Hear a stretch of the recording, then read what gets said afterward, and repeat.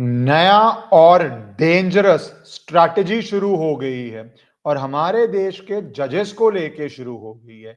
एक मैं बात आपको बताने जा रहा हूं, जो इम्पीचमेंट मोशन मूव किया गया है मद्रास हाईकोर्ट जज के लिए, और उसके क्या रीजंस हैं वो आप जानेंगे। और क्या ये ऐसा उचित है कि ऐसे रीजंस के ऊपर आप इम्पीचमेंट मूव करें। और दूसरी तरफ चीफ जस्टिस ऑफ इंडिया, उन्होंने एक हियरिंग रोहिंग्याज इलीगल इमिग्रेंट्स की जो सुनवाई चल रही थी उसके अंदर कुछ ऑब्जर्वेशंस करी। कई बारी जजेस सवाल पूछते हैं काउंसिल से, और उसको लेके एक चिट्ठी लिखी गई जो बहुत अनफॉर्चुनेट चिट्ठी थी। उस चिट्ठी के जवाब में मैंने एक वीडियो पहले भी की, और अब कुछ फॉर्मर जजेस इंक्लूडेड जजेस ऑफ सुप्रीम कोर्ट, उन्होंने भी इस इशू पे चिट्ठी लिखी और कहा है कि जिस तरह ये काम हो रहा है, जिस तरह के आप ये चिट्ठियां लिख रहे हैं, वो बिल्कुल गलत है। We retired judges strongly object to the malicious campaign being run against the CGI Suryakant's remark in the case of Rohingya migrants. Criticism acceptable है, पर ये कैंपेन एक अटेम्प्ट है tarnish the image of judiciary. और ये बहुत पहले से शुरू हुआ है। ये दो एग्जाम्पल जो हैं, एक हाई कोर्ट से आता है, एक सुप्रीम कोर्ट में भी सीजीआई के ऊपर आप करते हैं। पर मैं ये आपको बताना चाहता हूं कि ये शुरू होता है कैंपेन डेमोक्रेसी के अंदर। डेमोक्रेसी में हर हिस्से को आप एक साथ लेके देखिए तो आप ये पूरा ट्रेंड समझेंगे। जहां पे अगर आप इलेक्शन हारें तो आप इलेक्शन कमीशन को ब्लेम करते हैं, अपनी स्ट्रेटेजी को नहीं ब्लेम करते। जहां पे अगर आप करप्शन केस में फंस जाएं तो आप जांच एजेंसीज को ब्लेम करते हैं, करप्शन को ब्लेम नहीं करते। जहां पे अगर कोर्ट में आपका केस वीक हो, ऑन लॉ आप अपना केस नहीं स्टैब्लिश कर पाए, तो इंस्टेड ऑफ एडमिटिंग कि आपका केस वीक है, अगर कोई इलीगल इमिग्रेंट भारत के अंदर है तो उसके ऊपर सुनवाई में अगर आप चाहें कि उसको वो राइट्स मिल जाएं जो सिटीजन्स को मिलते हैं, या आप उस इलीगल इमिग्रेंट को जो राइट नहीं मिलने चाहिए वो राइट्स मांगना चाहें और ना मिले, तो उसके बाद आप ये समझने की जगह कि आपके केस हमारे देश के संविधान के अनुसार, हमारे देश में जो एप्लीकेबल लॉज है उसके अनुसार आपका केस स्ट्रांग नहीं है, आपका केस नहीं जीतने लायक है। पर यह मानने की जगह आप एक तरफ चीफ जस्टिस ऑफ इंडिया के अगेंस्ट चिट्ठी लिखें, क्रिटिसाइज करें, या दूसरी तरफ एक अलग केस में, दोनों केस सेम नहीं है, डिफरेंट, कंप्लीटली डिफरेंट केस में मद्रास हाई कोर्ट जज, क्योंकि वो एक जजमेंट पास करते हैं, उसके विरोध में आप अपील में जा सकते हैं। राइट है, आपका जाना भी चाहिए अगर आपको लगता है। बट आप एक इम्पीचमेंट मोशन मूव करें और उसके अंदर अलग अलग रीजन जोड़ दें, तो क्या ये एक इंटिमिडेशन टैक्टिक नहीं है? फिर इसमें पॉलिटिक्स शुरू हो गया, क्योंकि पॉलिटिक्स शुरू होना भी था इसके अंदर, क्योंकि अगर आप इम्पीचमेंट मूव करेंगे वो एक पॉलिटिकल प्रोसेस है। तो जो दूसरी साइड उस मुद्दे के पॉलिटिकल पार्टीज हैं जो उस मुद्दे को सपोर्ट कर रही हैं, कोई भी मुद्दा हो सकता है, कोई भी केस हो सकता है, उसमें दो पक्ष होते हैं। एक सपोर्ट कर सकता है कि इलीगल इमिग्रेंट्स भारत में बसे, एक ये भी कह सकते हैं इलीगल इमिग्रेंट्स भारत में वोट भी कर पाए। कुछ भी कर सकते हो आप, कुछ भी कह सकते हो। फिर वो कोर्ट में जाता है, जो साइड चाहेगी कि इलीगल इमिग्रेंट्स वोट ना करें, कोर्ट डिसाइड करेगा कि क्या लॉ है, क्या एप्लीकेबल लॉ है। कल को आप सत्ता में हो, आप लॉ चेंज भी कर सकते हैं, पर वो चेंज भी क्या संविधान की स्कीम से है, फिर ये सवाल होता है। तो ये प्रोसेस है। इस प्रोसेस के अंदर एक तरह से जो प्रोसेस कंपीटिंग क्लेम्स डिसाइड कर रही है जुडिशरी, उसको आप इस तरह से अटैक करें, ये बड़ी बात है। पहले मैं शुरू करता हूं इम्पीचमेंट डॉक्यूमेंट से लेके, क्योंकि वो एक बड़ा अजीब सी चीज है। उसके अंदर एक वर्डिक्ट आता है और आपको पूरा पता है वो कंट्रोवर्सी कहाँ है, कि कहाँ पे दिया जलाया जाएगा। उसको लेके कंटेस्टेड केस चल रहा है। मैं केस के फैक्ट्स में नहीं जाना चाहता, बहुत लंबा वीडियो हो जाएगा। उसके अंदर एक जजमेंट आती है। जजमेंट के हिसाब से एक स्मॉल ग्रुप ऑफ डिवोटीज जो सिक्योरिटी पर्सनल लेके जाएं, वो जा सकते हैं, एक रिचुअल को परफॉर्म कर सकते हैं, जो उनका मानना है वो एंशिएंट टाइम से चलता आ रहा रिचुअल है। स्टेट गवर्नमेंट इसको अपोज कर रही है, लॉ एंड ऑर्डर कंसर्न्स की बात कर रही है।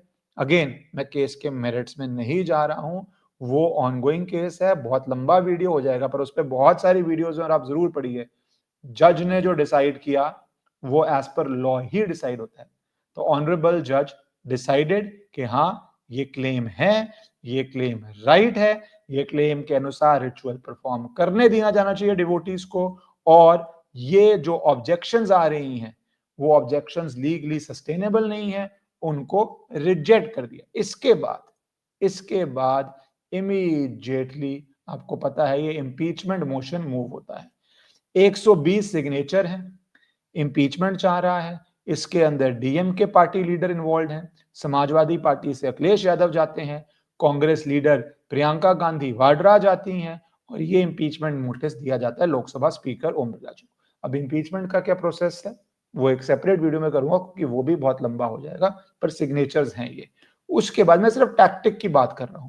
उसके बाद बीजेपी के पक्ष में या बीजेपी के स्पोक्समैन कहते हैं कि ये जज को इंटिमिडेट करने की पूरी कोशिश है। इसमें इनफैक्ट अगर आप अन्नामलाई जो बीजेपी के लीडर हैं आप उनका देखेंगे तो वो तो बोल रहे हैं agenda on the table is to flaunt anti Hindu credentials, the MPs of India alliance wear it like a badge of honour. ये जो सारी संवैधानिक राइट्स की बात करते हैं ये कुछ नहीं रिटोरिक्स है। एक जज के अगेंस्ट इंपीचमेंट नोटिस ला रहे हैं जबकि अपील ऑलरेडी पेंडिंग है। Appeal is a legal process, वैसे तो इंपीचमेंट भी लीगल प्रोसेस है, बट आप कौन सा प्रोसेस करते हैं, क्यों करते हैं, क्या वो उचित है, यही पब्लिक डिबेट का हिस्सा है। तो अपील तो आप डाल सकते हैं किसी भी केस के against, court will decide. Court interim stay भी देता है, कोर्ट रेगुलरली अगर ग्राउंड बनता है तो इंटरिम स्टे भी देता है किसी भी जज के ऑर्डर के अगेंस्ट, सुप्रीम कोर्ट देता है बहुत बारी। अगर आपका अगर नहीं है तो नहीं देता है।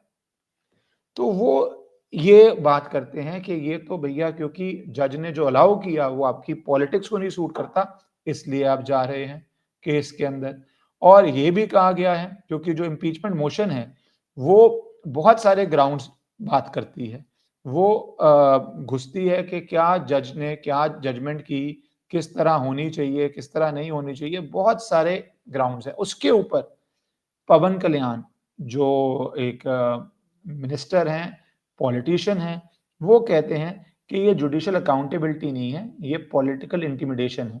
क्योंकि दीपम एक long standing ritual on property legally recognised as belonging to a religious institution में अलाउ किया गया है, तो आप उसके एवज में ये लेके जाएं तो ये अकाउंटेबिलिटी नहीं है, ये इंटिमिडेशन है। वैसे आपको भारत का इतिहास याद है, जजेस सुपरसीड हुए थे, क्योंकि अगर आप खुश नहीं है कि कौन चीफ जस्टिस बन जाएगा या उसके अगला कौन बन जाएगा तो आपने सुपरसीड करके, क्योंकि सुप्रीम कोर्ट में हायरार्की चलती है कि आप किस दिन सुप्रीम कोर्ट में आते हैं, आप कैसे सीनियर बनते हैं, on basically broadly on seniority, in fact broadly क्या ऑन सीनियोरिटी ही आप चीफ जस्टिस ऑफ इंडिया बन जाते हैं। पर सुपर सेशन हो गया था, तब भी जजमेंट्स पसंद नहीं थी, ये नहीं था कि क्या डिसाइड कर देंगे, तो आपने सुपरसीड करके किसी और को बना दिया, ये इतिहास में दर्ज है। अब आप इंपीचमेंट मोशन मूव कर रहे हैं क्योंकि जजमेंट आपको पसंद नहीं है। ऐसी बातें जब सामने आ रही हैं, उसका डिफेंस भी दूसरी तरफ आ रहा है कि नहीं नहीं नहीं नहीं नहीं नहीं नहीं नहीं ये कारण है इंपीचमेंट मूव करने के, वो तो अभी स्पीकर डिसाइड करेंगे कि इन कारणों पे मेरे अनुसार किसी जजमेंट की वजह से अगर आप इंपीचमेंट मोशन मूव करें तो वो लाई ही नहीं करता, वो बनता ही नहीं है, वो अलाउड ही नहीं है, वो एक्सेप्टेबल ही नहीं है। इंपीचमेंट के बहुत स्पेसिफिक ग्राउंड्स हैं मूव करने के, जिस पे आपको मूव करना होता है। पर दूसरी तरफ मैं इस केस को 1 मिनट के लिए पॉज करता हूं क्योंकि मैं बात करना चाहता हूं कि जिस तरह का एक तरह से हमला किया गया और ये पूरा एक रोहिंग्या केस को लेके जहां पे बेसिक सवाल पूछे थे, क्या रोहिंग्या रेफ्यूजी हैं, वो स्टेटस मिला है, चीफ जस्टिस की बेंच ने यही पूछा, क्या उनको स्टेटस मिला है रेफ्यूजी का। रेफ्यूजी एक लीगल वर्ड है, आप सिटीजन है, ये एक लीगल वर्ड है। आप सिटीजन कैसे हैं, इस वजह से हैं, आप भारत में आपके पेरेंट्स रहते हैं, आप भारत में पैदा हुए, आप भारत के सिटीजन हैं। सिंपल भाषा में अगर बोलना शुरू करूं तो आपके पेरेंट्स भारतीय नहीं है, क्या आप भारतीय सिटीजन बन जाएंगे, या आप इंडिया में इलीगली आ जाएंगे तो आपको क्या रेड कारपेट मिल जाएगा। बहुत सारे सवाल हो सकते हैं किसी भी केस में। जब ये सवाल पूछे गए तो कुछ लोगों ने चिट्ठी लिखी जिसमें कहा कि जो आप कर रहे हैं, ये Rohingyas as indeed any person in India is entitled to protection of 21, not just from third degree measure. This fundamental right is to an individual who is citizen or any person residing in India. State is bound to protect the life and liberty. पर आप आगे देखिए वो चिट्ठियां क्या बोलते हैं, वो कह रहे हैं कि ये जो आप जिस तरह जज ने सवाल पूछे चीफ जस्टिस ने, वो reasonable basis of apprehension of prejudice on part of the bench against the right of refugees. आप कोर्ट जाइए, आप बोलिए कि हमें लगता है इस बेंच में ये रीजन है, बेंच ना सुने, वो भी लीगल है, हर चीज लीगली कवर्ड है। जहां पे जजेस को लगता है कि कुछ रीजन से हमें नहीं सुनना चाहिए और जजेस अपने आप ही रिक्यूज कर लेते हैं मैटर से, वो लीगल प्रोसेस है। जैसे सपोज करो जज के किसी रिश्तेदार का केस आ जाए, दे रिक्यूज देमसेल्व्स।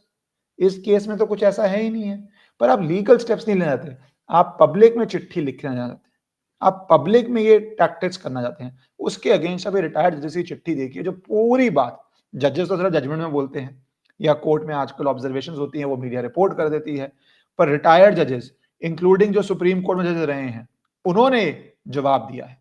उन्होंने कहा है कि ये तरह की जो आप चिट्ठी लिख रहे हैं ये बिल्कुल गलत है, ये जुडिशरी की इमेज टारनिश करने की क्वेश्चन है, बट ऑन स्पेसिफिक बातें उनका ये पढ़ने लायक है कि रोहिंग्याज इंडिया में रिफ्यूजी की तरह नहीं आए हैं। They have not come to India through refugee protection framework.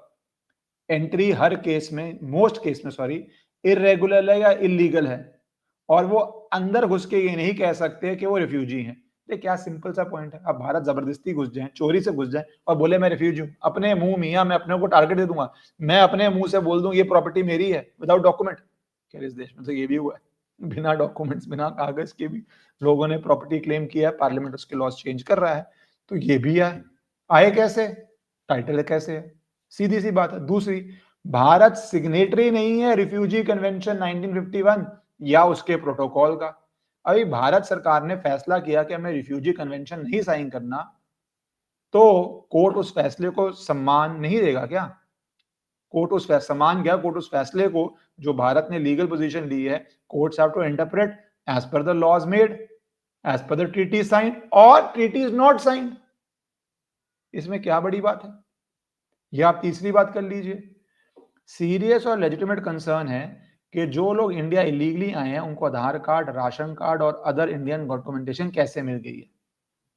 ये जो डॉक्यूमेंट्स हैं ये सिटीजन्स के लिए हैं और लॉफुल रेजिडेंट्स के लिए हैं। इनका मिसयूज से हमारी welfare system, integrity of identification, voting करने के लिए ग्रेव क्वेश्चंस खड़े होते हैं। और फिर वो बोला को कहता है in these circumstances it is necessary and appropriate that a court monitored SIT be considered.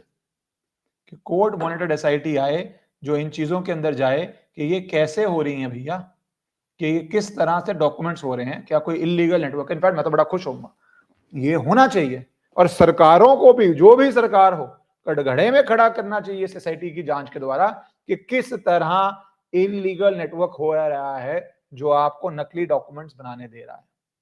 फिर वो रोहिंग्या में जाते हैं, citizenship of Rohingya in Myanmar में, उसमें इतना नहीं जानता 5वें पॉइंट में। तो ये सारे पॉइंट्स में क्या गलत है? पर अब बिकॉज कुछ फॉर्मर जजेस ने चिट्ठी लिखी जो सीजीआई की जो पूरी उस वो कोर्ट हियरिंग थी उसमें, और प्रेजुडिस तक की बातें करने की कोशिश करी, तो दूसरी चिट्ठी ने पोजीशन मेरे ख्याल से साफ कर दी होगी। एक बेसिक सा बात है, या आप भारत के सिटीजन हो या भारत के सिटीजन नहीं हो। अगर आप सिटीजन हो, कोर्ट जाके आप प्रूव कर सकते हैं, आपके एक राइट्स हैं। अगर आप सिटीजन नहीं हैं, और आप इतने सिटीजन को जानते होंगे, क्या कभी किसी से सिटीजनशिप प्रूव करने की बात हुई है? आपके अपने ही जानकारी में कोई व्यक्ति ऐसा है? आप अपने आप से पूछिए जो वीडियो देख रहे हैं, जो डाउटफुल केसेस होते हैं, कुछ रीजंस होते हैं, तभी ये होता है। और अगर आपसे कोई पूछ भी ले तो आप तो 1 सेकंड में दिखा देंगे, कोई कार्ड तो दिखा देंगे आप, ड्राइविंग लाइसेंस, आपका स्कूल सर्टिफिकेट, आपका बर्थ सर्टिफिकेट, आपका यूनिवर्सिटी का, कितने डॉक्यूमेंट्स हैं आपके पास, पासपोर्ट, कितने डॉक्यूमेंट्स हैं, और कोई पूछ भी नहीं रहा आपसे। पर ये जो स्ट्रैटेजी है, दो अलग अलग केसेस के अंदर, एक में इम्पीचमेंट मूव कर दो, दूसरी केस में ऐसी चिट्ठियां लिखो, मुझे लगता है ये बहुत अनहेल्दी और डेंजरस ट्रेंड है। और ये इंडिपेंडेंस ऑफ जुडिशरी जो बात करते हैं, जो बात करते हैं सैंक्टिटी है कोर्ट जजमेंट्स की, वो जब ये ऐसे सवाल उठने शुरू हो जाएंगे तो इंडिपेंडेंस ऑफ जुडिशरी के लिए सबसे खतरनाक चीज ये है कि जजेस डिसाइड कुछ करें और उस वजह से या इम्पीचमेंट मोशन मूव हो, या उस वजह से ऐसी चिट्ठियां उनको टारगेट करने के लिए लिखी जाए। आपके क्या व्यूज हैं नीचे कमेंट जरूर कीजिएगा। भारत माता की